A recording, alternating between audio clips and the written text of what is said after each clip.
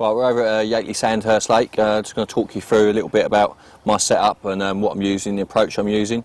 Starting off with the rods, I've got a DF Infinity there with a Basia reel, 15 pound subline on there. Coming down here, got about 12 inches of clay rig tubing. It's quite a neutral colour, blends in with most lake beds.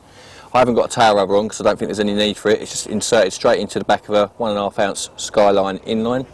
On the inside the lead, I've got the size 8 ring swivel that pulls just inside, that creates a semi-fixed setup that will pull free if I give it a bit of a tug, like so.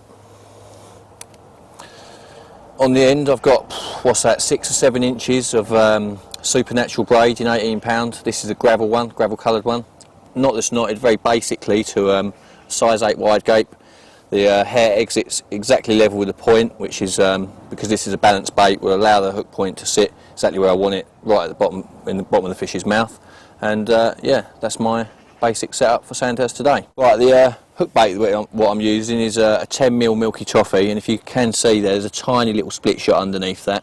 For offerings wise, what I've got here is the cell boilies. I pick these generally because what I like about these is they're an all year round bait. It's starting to get cold now, and I think they're instantly attractive everywhere I take them, and I'm confident in the cold water that these produce the goods.